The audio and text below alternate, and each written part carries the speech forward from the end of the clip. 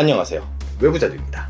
지난 영상을 보신 분들은 아시겠지만 지난번에 저희는 현재 우리 시대가 가진 불안과 위기에 대한 얘기를 했었습니다. 이 영상을 보는 구독자분도 저도 우리 가족들이나 친구들 어느 누구라도 갑자기 불운한 사건 사고를 접할 수 있고 갑자기 전 세계적으로 피할 수 없는 위기가 찾아와서 일자리를 잃어버리거나 빚을 갚을 수 없게 되는 이런 재정적인 위기를 겪을 수 있습니다.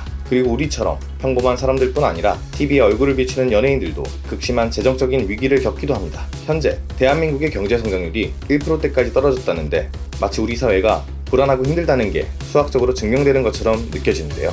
그러나 옛말에 위기는 곧 기회다 라는 말이 있습니다. 위기가 곧 기회다. 이 말은 과연 맞는 말일까요? 모든 사람에게 똑같이 적용되는 말은 아니겠지만 만약 용기가 있는 사람이라면 위기를 통해서 엄청나게 큰 부자가 될 수 있을지도 모릅니다. 오늘은 저희가 생각해본 위기를 기회로 만드는 3가지 도구와 그 사례를 살펴보려고 합니다. 먼저 3가지 도구는 주식, 부동산, 사업입니다. 1. 주식. 경기가 어려워서 일자리도 별로 없고 먹고 살기도 힘든데 무슨 주식이냐고 생각하시는 분들이 계실 수도 있습니다. 사람들의 일반화된 생각대로 경기가 어려워지면 이것이 곧 주가의 하락으로 이어질까요? 투자의 대가이자 작가인 켄 피셔의 말에 의하면 이것은 투자자들의 대표적인 착각이라고 합니다. 켄 피셔, 그가 대표이자 회장으로 있는 회사 피셔 인베스트먼트의 운용자산은 255조 원에 육박하는데 그는 주식시장의 17가지 미신이라는 자신의 책에서 이렇게 말합니다. 변동성이 없다면 수익도 없다. 그는 모두가 위험하다고 생각하고 있을 때가 오히려 주식시장의 정상적인 흐름이라고 말했는데요. 그는 무려 34년이라는 긴 시간 동안 주식시장을 경험했고 종래엔 주식시장에 대해 이렇게 말했습니다. 위대한 능멸자라고. 이 표현을 처음 접했을 때 저는 매번 내가 안 사면 주가가 오르고 내가 사면 내려가는 주식시장의 속성을 경험해본 모든 분들이 공감할 수 있는 표현이라고 생각했습니다. 그래서 우리는 투자를 할 때 우리 태도를 반대로 바꿔야만 합니다. 에코프로를 살까?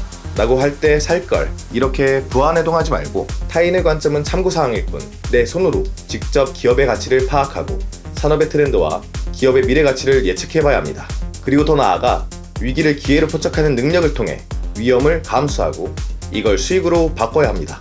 우리는 과거를 통해 이런 위기를 기회로 만드는 방법을 배울 수 있습니다. 지금까지도 진행 중인 러시아 우크라이나발 전쟁이 정말 3차 세계대전까지 번진다면 상상만 해도 끔찍하지만 과거 2차 세계대전 당시 허둥대기커녕 마치 영화와 같은 주식 투자를 벌여서 세계적인 투자자가 된 사람이 있습니다. 바로 존 템플턴 경입니다.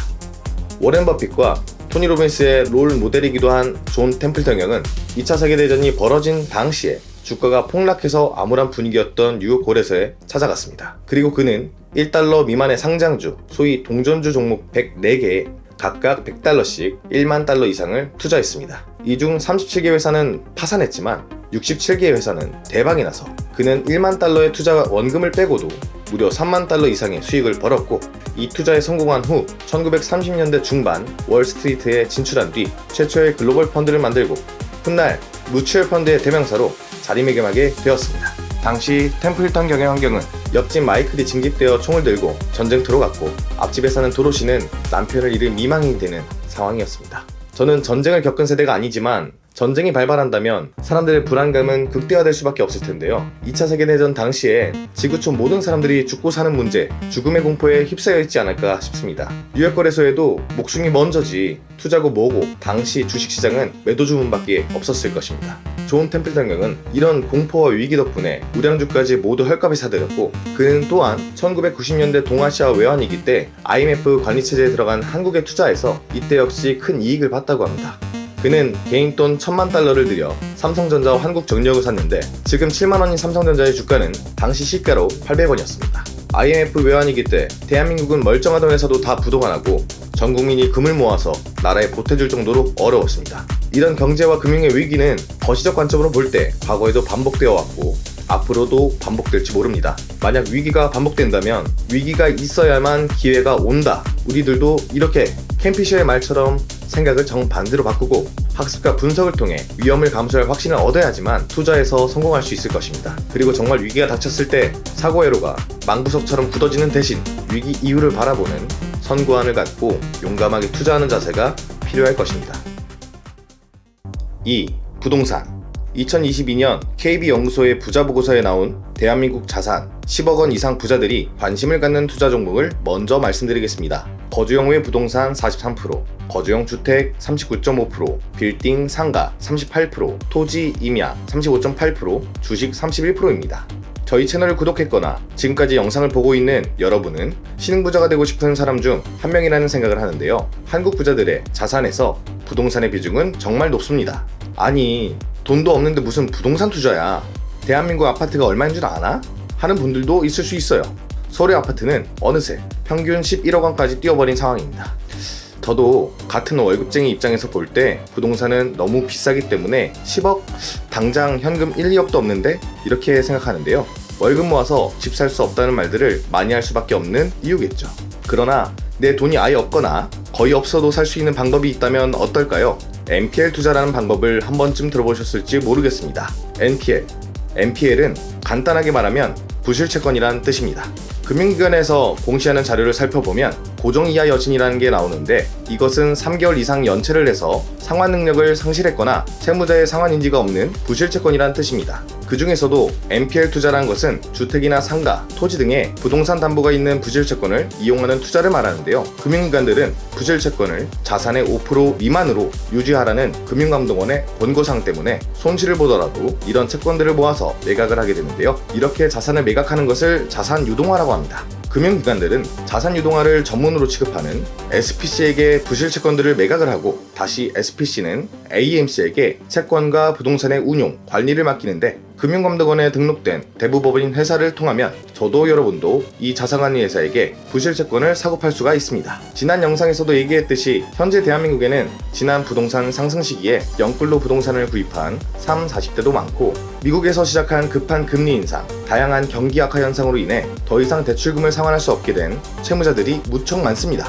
앞으로 몇 년 동안은 채무를 갚지 못해서 이미 경매에 들어가게 되는 담보 물건지들이 지난 몇 년 동안 모여있던 물량의 몇 배까지 터져나올지 아무도 모르는 상황입니다. 그래서 NPL 분야 전문가들은 대부분 이렇게 말합니다. 지금부터 앞으로 부실채권 시장은 엄청난 호황일 거예요. NPL 투자는 법인만 할 수 있는 건 아니냐 하시는 분들이 계실 텐데 실제로는 경기 악화, 금리 인상 때문에 부실채권 시장의 물량이 많아지면서 AMC의 매니저들에게 전화해보면 개인도 할 수 있습니다 하면서 직접 매수를 권유, 유도하기도 하는 게 현재 상황이라고 합니다. 앞서 말한 것처럼 법인 대표가 아닌 일반인도 대부법인에 약간의 수수료를 주기로 약속하고 이 대부법인을 통해 부실채권을 할인받아 매입할 수 있는데 이런 방식을 론세일이라고 합니다. 언급한 론세일 이외에도 채무인수계약, 사후정산 방식, 입찰대리 방식 등을 통해서 법인이 아닌 개인도 채권을 살 수 있습니다. 이쯤에서 저희가 정리한 NPL의 장점과 단점을 말씀드리겠습니다. NPL의 장점 1. 고수익이다. 2. 돈이 얼마 없어도 된다. 3. 매각의 방법이 다양하다. 4.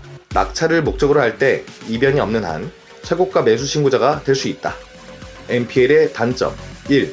금리가 높을 때 근저당권부 질권대출을 했는데 매각까지 시간이 걸리거나 종결까지 시간이 길어질 경우 고금리의 이자를 부담하는 시간이 길어질 수 있다. 2. 직접 경매 낙찰을 받은 물건을 추후 매매까지 직접 하려 할 때 채권 매입을 위한 초기 자금이 생각보다 많이 들 수도 있다. 3. 채권 매입 후 채무자가 개인 회생을 하면 경매가 정지될 수도 있다. 이제 NPL이 무엇인지 마지막으로 한 번 더 정리해 보겠습니다. 첫째, 주택담보대출 채무를 연체해서 경매까지 넘어간 어떤 경매 사건의 기존 근저당권 채권자에게 채권을 할인받아서 1차적으로 이윤을 남기고 이 경매 사건이 종결됐을 때 내가 산 근저당권 채무원금만큼 낙찰자에게 배당을 요구하면 배당금을 받고 한 사이클을 끝낼 수도 있습니다. 둘째, 배당이 아닌 낙찰을 목적으로 할 때 내가 산 근저당권 채무원금만큼은 안전하게 입찰가를 써낼 수 있으니까 최고가 매수 신고인이 되어서 낙찰을 받은 다음 명도, 리모델링 등을 거치고 다시 되파는 유입의 방식을 통해 투자할 수도 있는 경매보다 한 단계 위의 하이브리드 느낌의 투자 방법입니다.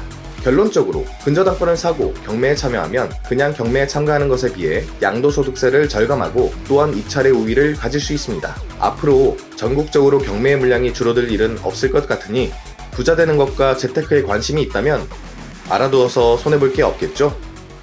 3. 사업.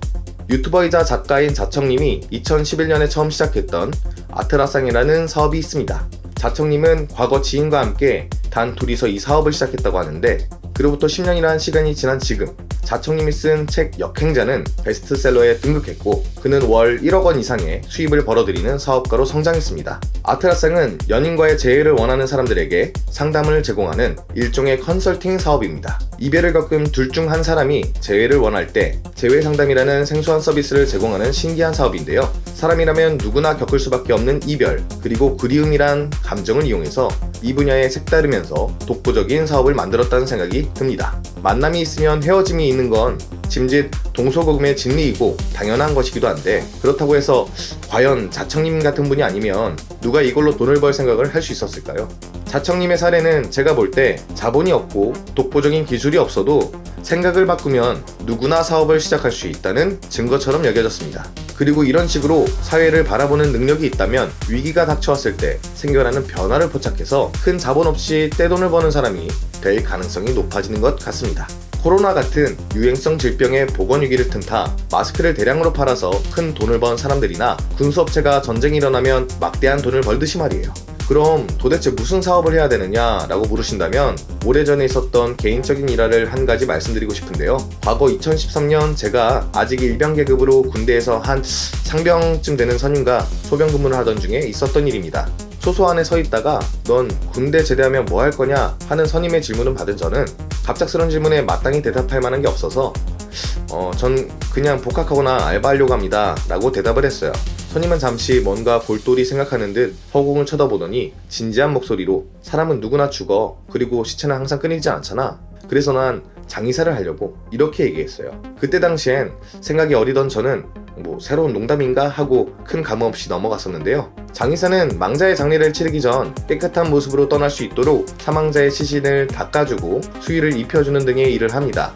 당연히 시신을 계속 봐야 하니까 심리적으로 힘들 것 같아서 혹여 돈을 좀 많이 준다고 하더라도 하고 싶지 않은 일이라 생각합니다. 그렇지만 오히려 힘들고 어렵고 남에게 시키고 싶은 일이기 때문에 경쟁자가 적을 거예요. 그 상병선임은 덧붙여서 사람은 누구나 죽기 때문에 수요가 끊이지 않는 일이라고 설명했었습니다. 앞서 말했던 자청님의 아트라상으로 돌아가면 연애 상담이 아닌 이별한 사람의 재회 상담? 만약 제가 어릴 때 친구가 저에게 이런 사업을 할 거라고 얘기했다면 그건 절대 안 될 사업이라고 말했을 것 같아요.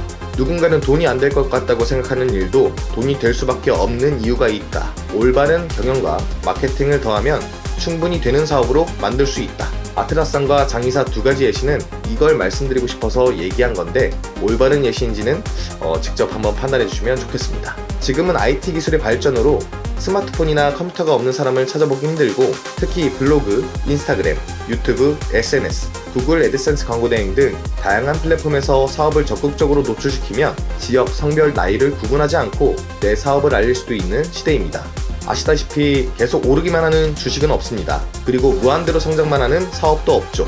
인생의 굴곡도 마찬가지입니다. 당장 우리에게 직면한 사회 경제적 위기는 마치 주식의 조종장처럼 반드시 필요한 숨고르기 같은 요소일지도 모릅니다. 지난 영상에서 말한 것처럼 혹시 이 세상이 곧 종말이라도 할 것처럼 끔찍해 보이시나요? 그렇게 느껴질수록 여러분 주위를 둘러보세요. 나의 꿈, 이미 가진 것과 내 손으로 이룬 성취들, 내 가족들, 동료들처럼 세상엔 이 밖에도 소중한 것들이 아주 많습니다. 위기가 닥쳐왔을 때 제풀에 지쳐 쓰러지지 않고 소중한 삶의 의미를 되새기고 성공해야 할 이유를 상기한다면 꼭 오늘 저희가 얘기한 도구가 아니더라도 성공할 수 있는 잠재력을 여러분 주변에 어디에서라도 발견할 수 있을 겁니다.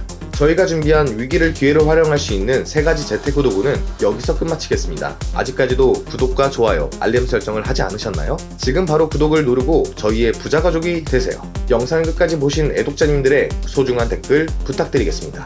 저희는 외부자들입니다.